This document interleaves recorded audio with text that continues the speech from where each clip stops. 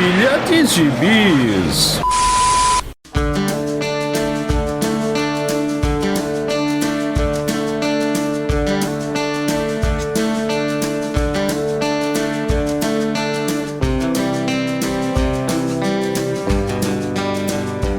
E aí, jagunçada, bem-vindos a mais uma edição do Pilha de Bis, o seu podcast semanal do site Arte Final.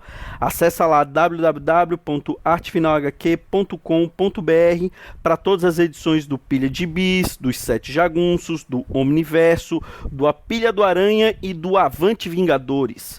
Nós estamos também em todas as redes sociais, é só procurar por @artefinalhq no Twitter, no Instagram e no YouTube.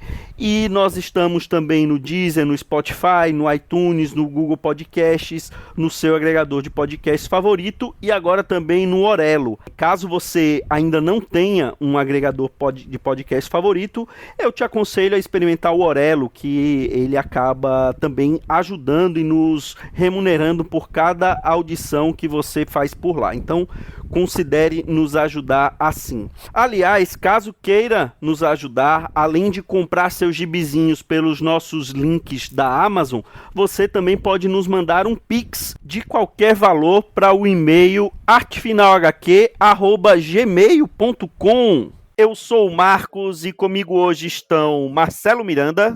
Olá, seus pastores pecadores. E Maurício Dantas. Mais perdido do que kryptoniano em singularidade espacial. Mais perdido que piolho na cabeça do Dãozinho, né? Não, eles não se perdem lá, não, ué. O caminho é livre. Lá, na verdade, piolho na cabeça do Dãozinho é um campo aberto. Pois é, mas se você for, por exemplo, pro Saara, aquele negócio aberto, você não se perde? Porque não tem referência, não tem nada? É verdade. Mas a única referência é o céu. Ele não se perde porque ele não consegue se manter lá, né? Porque é atrito zero na cabeça do Donzão. Também chamado de calvo do tacacá.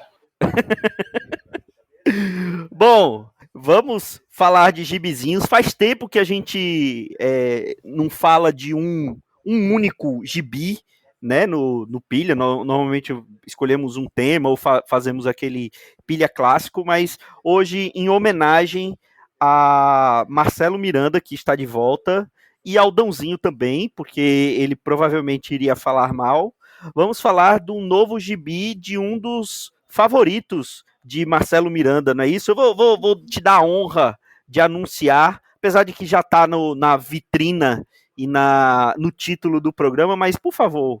Eu adoro esses podcasts que anunciam o tema, sendo que a pessoa só clicou porque ela viu a vitrine, né? E aí a pessoa fica 10 minutos dizendo, nosso entrevistado de hoje, guarda aí, é uma grande surpresa, vocês não pedem por esperar. E tem a foto do cara lá no seu aplicativo. Mas, toca a vinheta aí, Marquito. Vamos hoje falar do grande, do espetacular Christopher Priest. Uma salva de palmas. Não tem aqui, mas peraí, tem isso aqui, ó. Ah, não, pô, essa não. Bom, gente. Tá, então essa aqui. Aí. Mais animado. Ficou show. Então, pois é, o Christopher Priest, este belo rapaz de 61 anos, autor de comic books, ele agora tá escrevendo essa minissérie, acho que é uma maxi-série, né? Vão ser 10 números, acho que é maxi-série do Superman, chamada Lost. É Lost mesmo, gente? É Lost? É, Superman Lost. Isso. Que no Brasil, né, nos nossos amigos da internet, virou Perdido. Não sei como a Panini vai traduzir, vai ser difícil escapar de Perdido, né? Mas tudo bem, tudo é possível. Eles conseguiram escapar de Decompostos, né? Isso. Exato. Mas o Priest, então, foi lançado aí essa semana, que passou aí uns dias atrás, e o Priest tá vindo de uma sequência de trabalhos, no mínimo, interessante e um pouco inesperada, a sequência em si, porque ele ficou uma década fora dos quadrinhos, né? Ele escreveu outras coisas, ele também é pastor, e por isso que eu brinquei no início, e é músico, e ficou muito tempo longe dos quadrinhos, voltou na série do Exterminador para o Renascimento, né? Durou 50 números, e depois ele emplacou, por exemplo, 25 números da série mensal da Vampirella, né? Não se esperaria que logo depois do Exterminador ele fosse escrever a Vampirella. Fez também alguns especiais, e aí na DC ele também andou fazendo gibis do Adão Negro, E agora do Superman, né? E também tem um pequeno run na Liga da Justiça, que ele foi injustamente retirado para aquele maldito do Scott Snyder assumir a série e fazer aquela lambança daqueles negócios lá do Batman que eu parei de ler, rock and roll, aqueles trecos lá.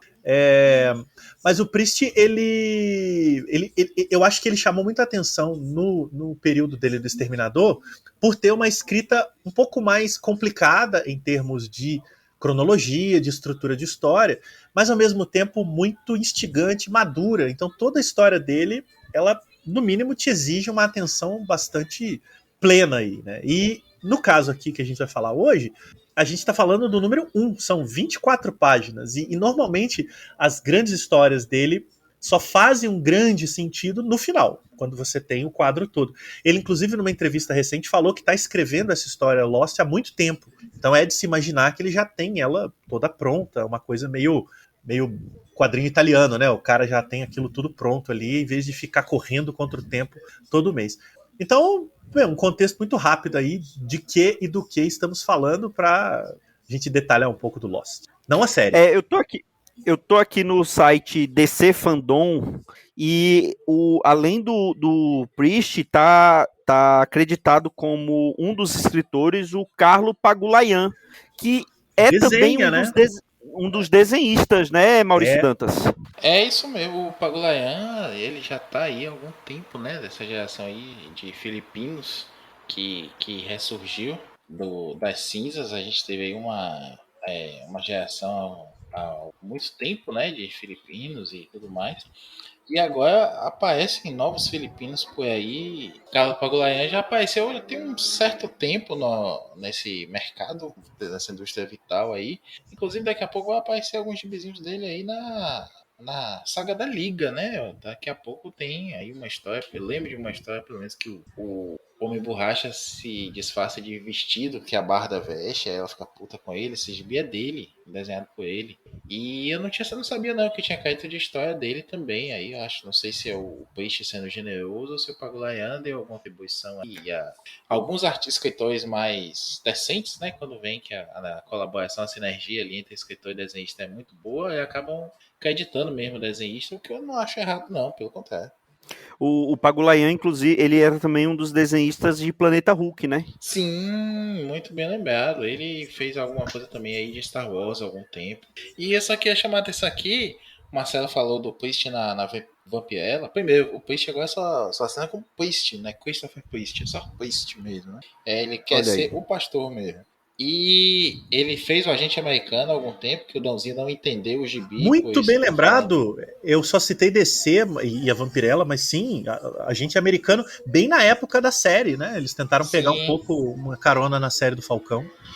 E tem outra coisa também, ele tá na Vampirella aí, Marcelo, eu até banquei nessa semana que ele é bem eclético, vai de Superman a Agente Americana a Vampirella, mas ele é um arquiteto do Vampirella verso, já apareceram uns 3 personagens aí, né, tem agora uma negra também, que acho que é Mercy, alguma coisa assim, saiu essa semana agora.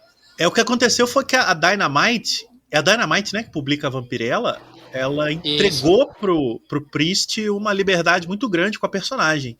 Eles, né, publicam Vampirella esporadicamente há muitos anos, mas nunca houve, nunca é exagero, né, mas há muito tempo não tinha um autor vinculado à Vampirella. Quando ele pegou muito empolgado, e eu acho que funcionou, né, ele criou um conceito muito novo para Vampirella, é mais urbano, ela é tipo uma moça do dia a dia, né, claro, com todas as características da Vampirella, e eles falaram, cara, vai fazendo aí, ele tá realmente criando uma mitologia em torno da Vampirella, que, guardadas as proporções, talvez seja muito próximo ao efeito que ele teve com o Pantera Negra, lá nos anos 90, quando ele criou uma mitologia toda nova em torno do Pantera Negra, né, no longo arco que ele trabalhou com o personagem. Tem isso mesmo, e assim, tá dando certo. A combinação aí do Priest com as capas de cosplayers, né, semi-nuas e apelativas da Dynamite, estão funcionando mesmo aí e impulsionando as vendas. Cara, e curiosamente, uma das coisas que ele fez logo na primeira edição dele na Vampirella é tirar o biquíni, o maiô. Ela aparece tipo, com roupas, né, de uma mulher do dia a dia, não com aquele maiôzão, porque aquilo é um pouco datado. Mas é claro que a Dynamite jamais deixaria de fazer isso, por exemplo, nas capas, que é para chamar atenção mesmo. É uma personagem que surgiu desse caldo cultural daquela época, e isso fica para um proibidão do futuro, e é inevitável, né? Você não consegue desvincular isso. Seria como a Mulher Maravilha nunca mais mostrar pernas. Claro que eles fazem alguns arranjos para isso não ser uma exploração visual, mas é uma questão conceitual. Agora, dentro das histórias, a Vampirella aparece com roupas mais civis, digamos assim. Olha aí, quem sabe futuramente um pilha sobre Vampirella. Mas voltando a Superman Lost, falar um pouquinho da história, né, do que se trata, a sinopse dessa série, ou uma introduçãozinha do que se trata. A Liga da Justiça é chamada para atender e resgatar um objeto que caiu ali no mar da China, né? E fala que é águas internacionais, fala que é mar da China, mas aquele velho conflito geopolítico que a gente sabe, e a Liga da Justiça foi chamada para poder ir ali investigar aquele objeto que caiu.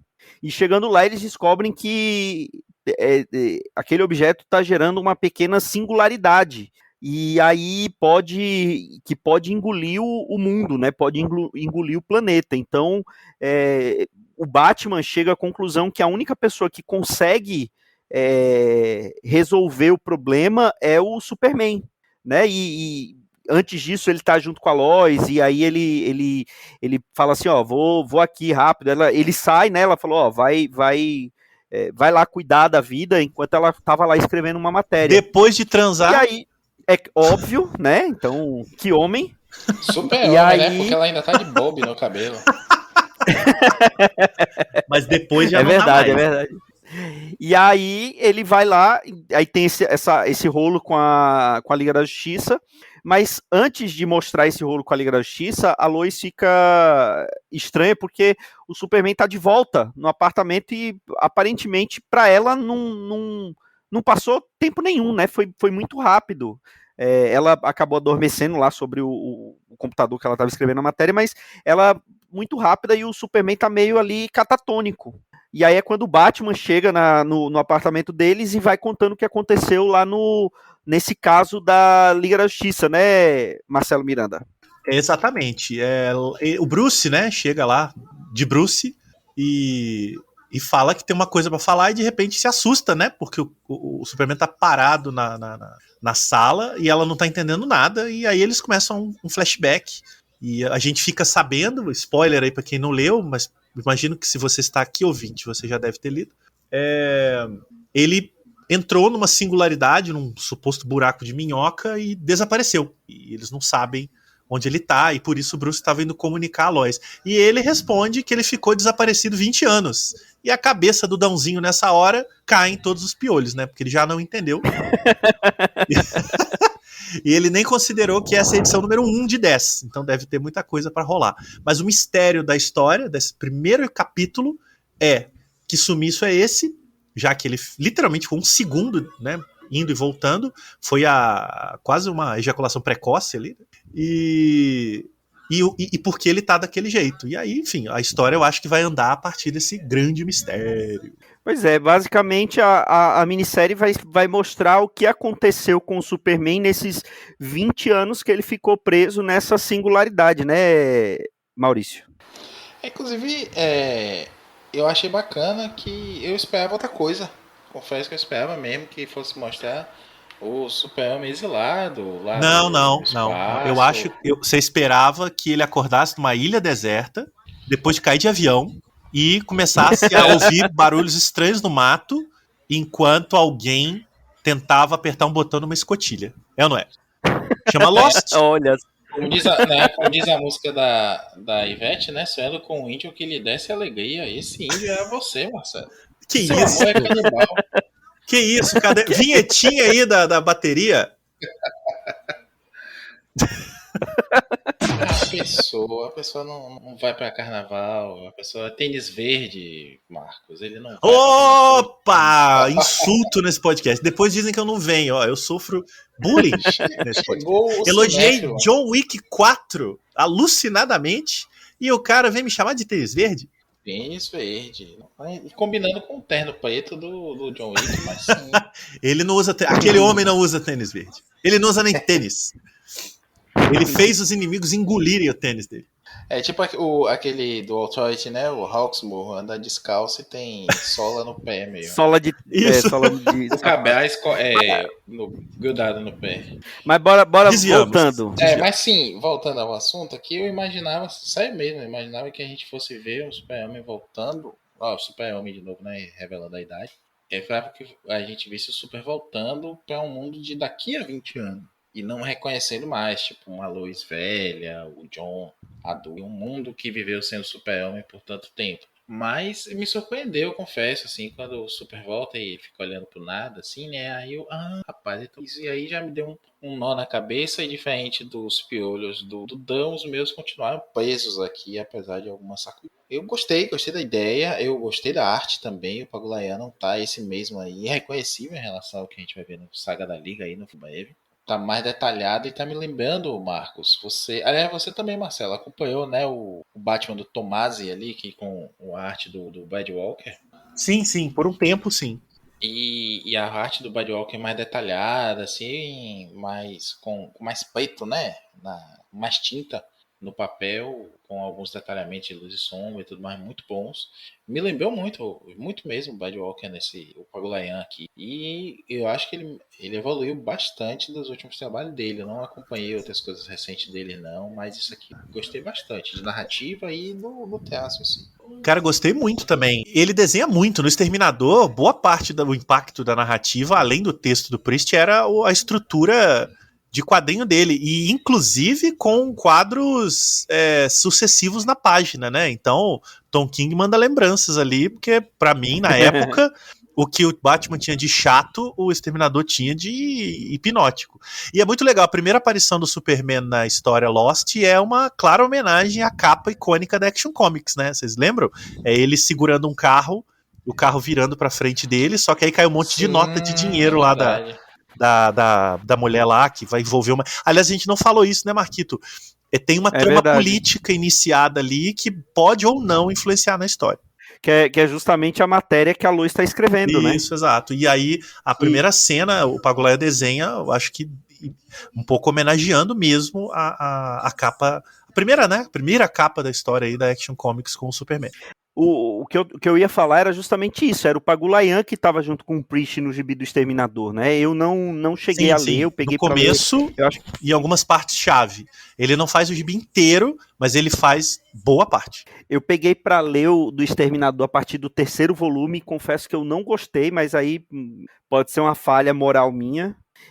Não, Marquita, é uma falha cronológica. Você tem que pegar do primeiro. Uai. Não, mas tem uma falha cognitiva aí também, né? É uma falha de TDAH. Você não começa no 3, você começa no 1. Mas faça o teste do BuzzFeed pra saber se você tem TDAH. E se der positivo, tome remédio. Mentira, tô brincando. Esse podcast não recomenda automedicação. Não, se der positivo, poste loucamente no Twitter sobre um monte de coisa, explicando como você descobriu que sua vida deu errado até os 40 anos, porque você tem TDAH e seus pais não te metem. Olha só. Em relação ao Carlo Pagulayan, eu não gostava dos desenhos dele, mas desde o Planeta Hulk que eu gosto. Eu lembro que, salvo engano, a primeira vez que eu vi os desenhos dele foi no gibi da Electra, que saiu junto aqui na Panini com naquela Justiceira Electra, ou Maurício? Me lembre se foi isso mesmo, se era ele que fazia a Electra. Não, acho que ele não. Agora você me pegou. Lá ele. Enfim, aqui é informação, né? Ou falta de. Mas, enfim, eu lembro que eu não gostava, não curtia os desenhos dele, e ele realmente, desde Planeta Hulk, em Planeta Hulk, ele me surpreendeu. Você fala aquela Electra Pô, como é o nome do desenho? Do Hulka? Eu acho que é. Que foi até adaptada, né? Aquela cena do comecinho da casa que tá no... Sim. Eu acho que sim. É o que saiu aqui, naquele gibi Informateco, que era Justiceira e Electra, pela Panini, os primórdios da Panini. Com capa do Greg Horn, né? Não, eu tô dando uma olhada aqui. Isso. Depois que o Ruka sai, quem assume o gibi é o Chuck Austin. Esse momento de sofrimento, a gente fala de um gibi tão bom e agora, de repente, o Chuck Austin entra, né? Aí o Pagulayan escreve e desenha o gibi da Electra. Olha É aí. isso mesmo, mano. Só que ele faz poucas Tá vendo? edições. Tá vendo? Pra coisa ruim, minha memória é boa. Mas ele chegou a desenhar coisa do Ruka também, viu? Tô olhando aqui no Guia dos Quadrinhos. Mas, enfim, voltando para o Superman Lost, eu confesso que, assim, nessa primeira leitura, eu achei confuso, mas chegando no final da história, você entende a proposta do Priest aqui, né? Que é realmente deixar essa confusão, porque ele vai explicar no decorrer da série, né? Ele não entrega as coisas nessa primeira edição, ele só dá essa premissa que é o que a gente falou aqui. O Superman ficou num buraco de minhoca durante 20 anos, perdido. No tempo presente dos quadrinhos não se passaram nem uma hora, basicamente, e ele, nesse tempo que ele ficou afastado, ele meio que se desconectou da humanidade. Então ele vai mostrar como foi que isso aconteceu, né? Eu acho que essa primeira história, ela não tem nenhuma outra ambição que não seja apresentar essa premissa, igual você falou. Eu nem acho confusa, eu acho que ela vai se construindo até o finalzinho, né, da primeira história. Então, inclusive aquela página da Lois em volta do Super-Homem, dizendo: ei, você tá aqui, o que tá acontecendo? Ela é muito interessante, porque você fica ainda esperando o que tá acontecendo. Eu não sabia nem da sinopse, né? Eu evitei ler antes. Então fiquei ali tentando entender, e aí depois eu voltei, né, pra falar: mas peraí, ele sumiu 20 anos, mas ela percebeu ou não? E claramente não. Então eu acho muito bem apresentado. Sim, fazendo justiça a quem tem alguma resistência a... Desculpa, engasguei. Fazendo justiça a quem tem alguma resistência com as narrativas mais... Segura essa, Maurício. Convolutas do Christopher Priest. Olha, peraí, deixa eu pesquisar aqui. Peraí. Repita, por favor. Em respeito a quem acha... Não, pô, agora eu não vou conseguir respeitar. Em respeito a quem tem dificuldades com as narrativas... Em respeito a quem tem mais dificuldade com as narrativas convolutas do Christopher Priest... Marcelo, eu me ericei todinho. Você o quê? Ah, eles... ereto. Ao proibidão. Eu acho que ele já iniciou histórias de maneira muito mais confusa do que nessa. O próprio primeiro capítulo dele do Agente Americano é realmente muito confuso. É difícil de entender o que está acontecendo, o que ele está falando, quem está falando. Às vezes você não sabe nem quem está falando, né? Porque ele usa uns recordatórios que você demora a entender. Eu acho. O Exterminador começa de boa, e ali no meio do primeiro, segundo encadernado fica um pouco confuso, mas eu acho que depois ele se resolve. Então eu nunca achei a confusão do Priest uma confusão de história, e sim uma estrutura narrativa que ele vai criando para fechar no fim. Por isso que eu acho que é muito difícil definir as histórias dele logo nos primeiros números, porque é um escritor muito sofisticado, ele realmente pensa a história até o fim. No caso do Superman, eu acho até muito simples, gente. É uma missão da Liga, um monte de palavreado. Ele adora palavreado, né? Verborragias tecnológicas e coisa de buraco de minhoca. Aí ele fala o nome do tipo do avião, o tipo que pode ser não sei o que do raio. Ele tem um pouco essa característica. Também. É isso. Um pouco um pseudocientificismo, que é um pouco do jeito dele mesmo de falar dessas grandes aventuras. Quem leu o primeiro arco dele na Liga, né? Aquele curtinho, tem muito disso. Mas não tem nenhuma dificuldade. É uma missão da Liga que o Superman depois vai dizer que sumiu. Acabou. Basicamente. E eu acho que, assim, mesmo uma coisa que atiça isso muito mais é pelo fato do Superman não envelhecer, né? Então, assim, ele se passou 20 anos para ele, mas parece que não se passaram 20 minutos, né? ele não tem nenhum sinal claro de envelhecimento, né? Então, isso é uma outra coisa que constrói essa narrativa, né? É normal a Lois achar que aquele é o mesmo super que saiu há 20 minutos, né? Enquanto ela tirava um cochilo ali, depois do amorzinho gostoso. Eu concordo com vocês, não vou explicar em nada aqui a narrativa. Faço cor ao Marcelo aí. O Priest não faz, ele não é confuso narrativa. Ele pode ser complexo em algumas coisas, mas é parte da ideia do que ele quer construir. Por exemplo, em Exterminador ele começa simples, mas ele dá uma aloprada ali no meio de complexidade. Em Agente Americano ele é propositalmente complexo, né? Ele vai te dando pecinha de quebra-cabeça pra você entender o que é que tá. Aqui ele tá fazendo uma narrativa simples, direta. Até claro que a gente vai entender aos poucos. Ele usa alguns truques que não são revolucionários, né? Tipo, aparece o Batman e o Batman disfarça que tá a surpresa, né? Mas ele tá indo ali pra avisar que aconteceu uma coisa meio chata ali, Lois. E Fala assim, ó, deu merda, né? Ele vai lá pra Lois, deu ruim.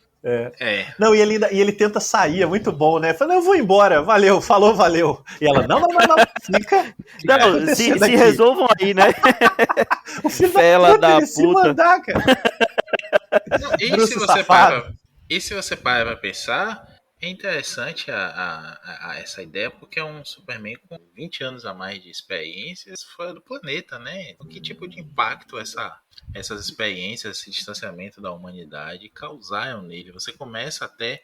Aí depois o Superman tá consertando a torradeira, né? Ele não precisa nem comer, ele tá consertando uma torradeira. Tem aquela teoria de que ele finge ser humano, o Tarantino faz isso...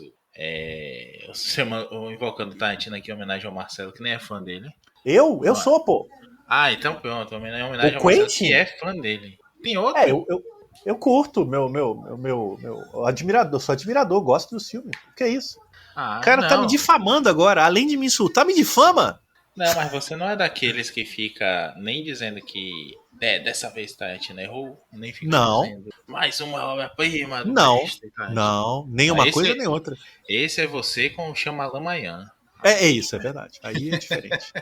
Mas sim, na mão de um autor como o Priest, isso pode dar um pano pra manga bem legal, assim. Pronto, ia falar do Adão Negro dele também, né? O Adão Negro também tem uma narrativa direta, né? Ele tem alguns flashbacks, a história vai e vem pra você entender o que tá acontecendo. Parece que tem um Darkseid ali, depois uma pegadinha do malandro e tudo mais. Mas narrativamente tranquilo de se entender. Não loucura, não precisa ver um vídeo de entenda depois de 30 minutos sobre um gibi de 24 páginas. E eu acho que também tem uma coisa podcast, né? E tem uma coisa também importante, né? Ser simples significa só que é um autor como o Priest escrevendo ao jeito dele uma história de uma maneira muito direta. Ele tem características que, para muita gente, inclusive, são meio pé no saco. Por exemplo, os quadros pretos com caracteres, né? Que ele faz meio que subtítulos nas histórias. Eu acho um recurso legal, acho que é um estilo que ele adotou e ele usa há muitos e muitos anos. E eu acho meio, sei lá, não faz muito sentido criticar isso, porque é a estrutura narrativa do cara, né? Sei lá, não vejo a mesma sanha de criticar o Tom King e ficar 8 edições lamentando alguma coisa, assim, sabe? Quer dizer, até vejo, né? mas eu acho que são coisas de narrativa. Assim como ele tem um pouco ele usa muito, uma coisa que eu acho muito típica dele, ele inicia os diálogos pela metade.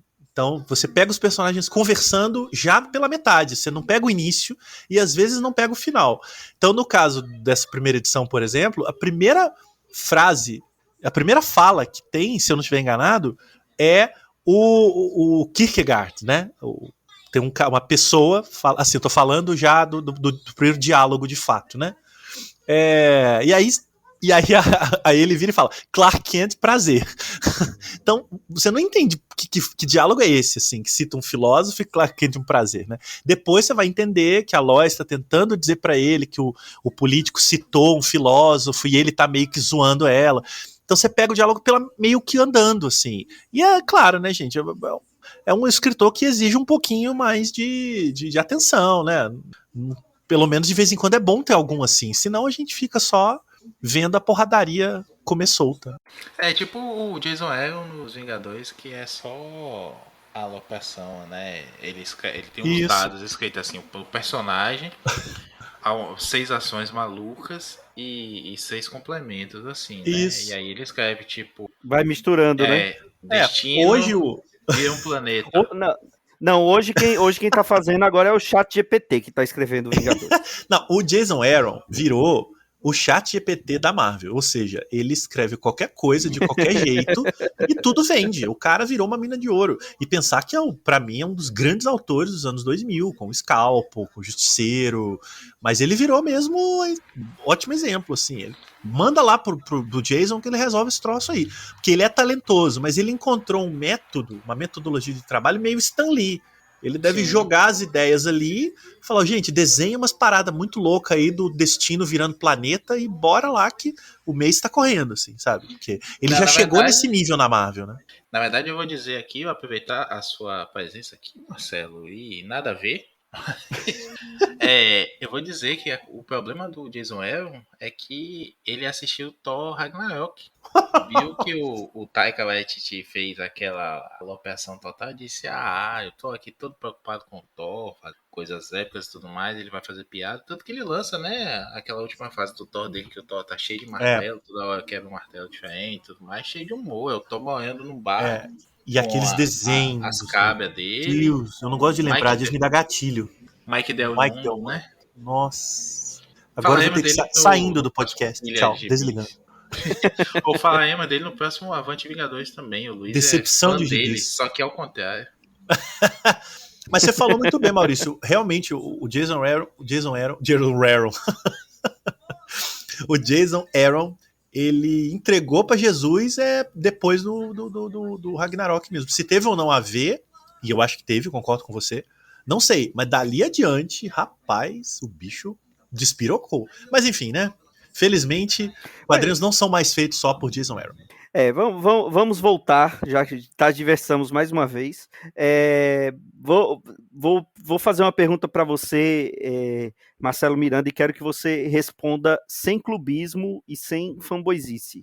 O que você espera das próximas 9 edições de Superman Lost? Cara, então, sendo bem honestão da massa aí, eu espero uma história interessante de acompanhar, instigante, com aquele gostinho que Maurício, inclusive, defende muito, de quero ver logo o mês que vem, sabe, assim, porque vamos tentar acompanhar mensal, né, espero não acumular, porque não precisa demorar tanto, mas eu espero uma história que, sabe, que ele realmente tenha pensado bem antes e se vai se estruturando aos poucos. Eu não tenho nenhuma pressa, não quero que se resolva nada na segunda edição, tô de boa se vier com mais mistério, já que chama Lost. Se tem uma coisa que caracteriza Lost, é mistério em cima de mistério, né? Como aprendemos aí durante longos anos nessa série de TV. Então, tá tudo bem se vier mais mistério, tô de boa, contanto que seja bem contadinho ali, tá tranquilo. E eu acho que há muito potencial para ele fazer uma maxi-série legal do Superman, para quem sabe ele fazer maxi-séries outras.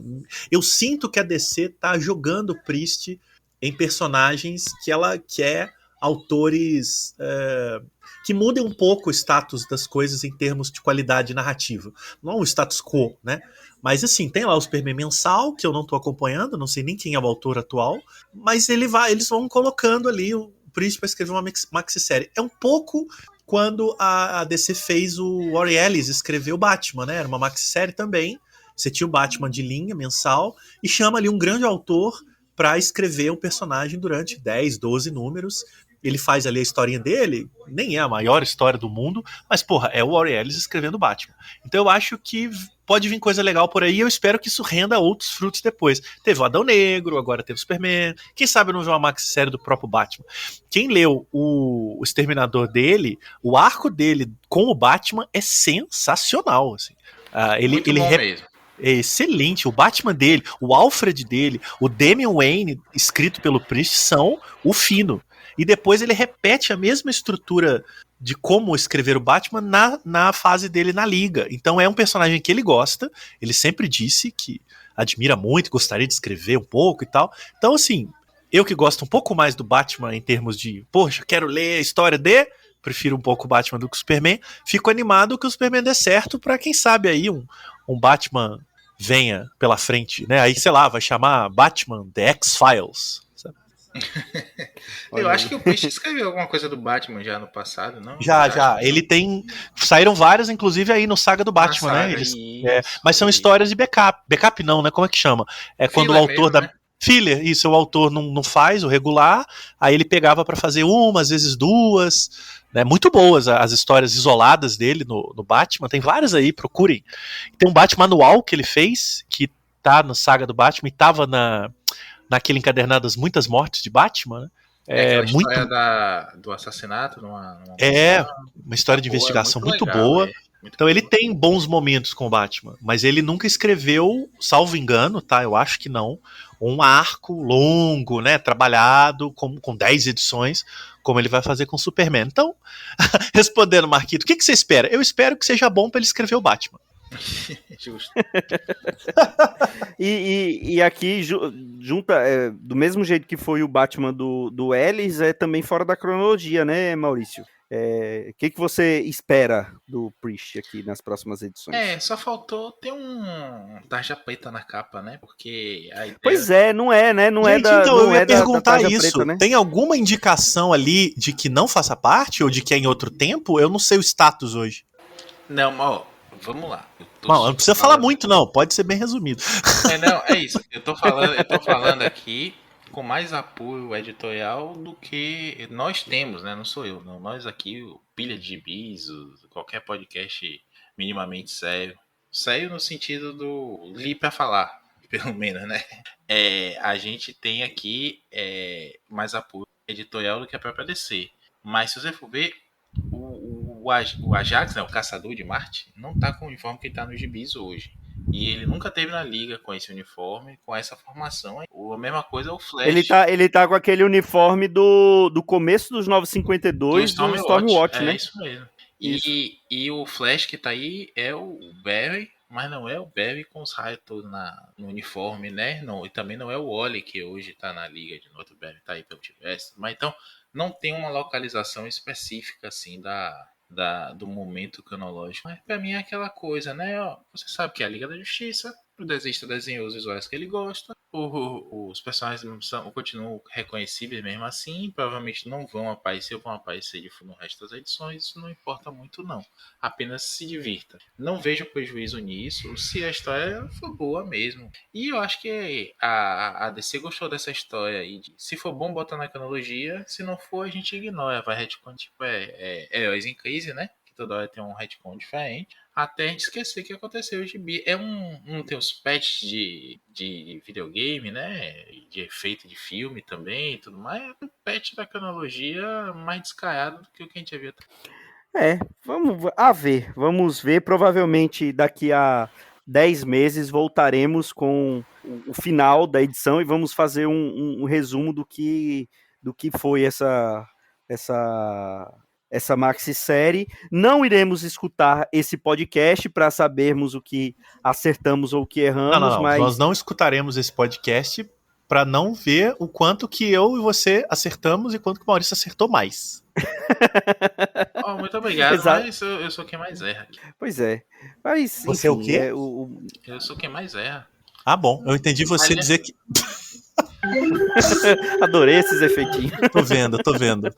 Tem que botar a caixa registradora no próximo. Agora, vou colocar. Marcos, só fazer aqui o hashtag Ed, a propagandinha. Nós falamos bastante do Priest no Pilha de Gibis, no Pilha de Aranhas há algum tempo. No Pilha de Gibis não, né? No Pilha do Aranha há algum tempo aí que a gente denunciou, né? O Marcelo denunciou a identidade secreta do Priest na época. Ninguém sabia. Que ninguém sabia. O pior é que muita gente não sabia. Não sabia mesmo, não. O Jamerson não sabia. Se o Jamerson não sabia, é grave. Bota aí os emojis. Ninguém mais sabia. Cadê acho que o próprio Priest não sabia. Choquei. E das lambanças todas que ele fez lá também na época do Duende Macabro, né? Que ele é o editor do Aranha. E, enfim, recomendo a ouvida. Muita fofoca lá. E ainda contém estará o link aí. Sim, estará saudoso. o link no post. Saudoso Vitor Azambuja. Então é isso. Gente, peraí, vocês acham que o Vitor entrou nesse buraco de minhoca e vai reaparecer daqui a 20 anos? Como se nada tivesse acontecido? É verdade, só que a diferença é que ele vai ter envelhecido 40 anos nesses 20, né? Mas estará de volta. A Cecília, que hoje é uma criança, né? A filha dele, vai empurrar a cadeira de roda dele. Nossa. Um beijo, Vitor Azambuja. Esteja onde estiver. Pois é. Ou quando Então estiver, é isso. né? Pois é. Muito obrigado pela presença, Marcelo Miranda. Volte mais vezes, viu? Não nos abandone tal qual o Vitor Azambuja. Não, jamais, jamais. Eu tardo e só falho de vez em quando. Você está aqui toda semana, Maurício Dantas. Rapaz, na semana que eu não tive, o Dãozinho me esculhambou tanto. Eu acho que eu fui mais citado no podcast que eu não participei pelo Dãozinho do que em todos os outros. Normalmente é isso que acontece, né? A gente fala de quem não aparece, né? Porque é muito melhor você falar mal de quem não tá junto do que na frente da pessoa, né? Pra que você evitar um conflito desnecessário, né? Eu não vou falar mal de você na sua frente. Não, também. Eu falo pelas costas. Eu tenho amigos que eu sempre falo mal aqui também, imaginando eles me ouvindo lavando louça, no engarrafamento, voltando cansado do trabalho e indignados comigo. Me dá um calorzinho no coração. Inclusive, mal, eu acho que isso aí que o... Jonathan Hickman, mano.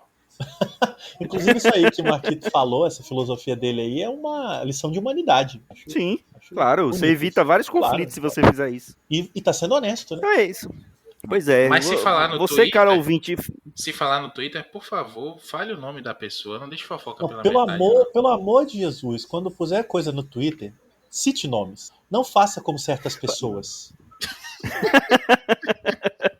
Com essa filosofia, nós ficamos por aqui. Até a próxima semana com mais um Pilha de Bis. Um grande abraço e tchau. Tchau.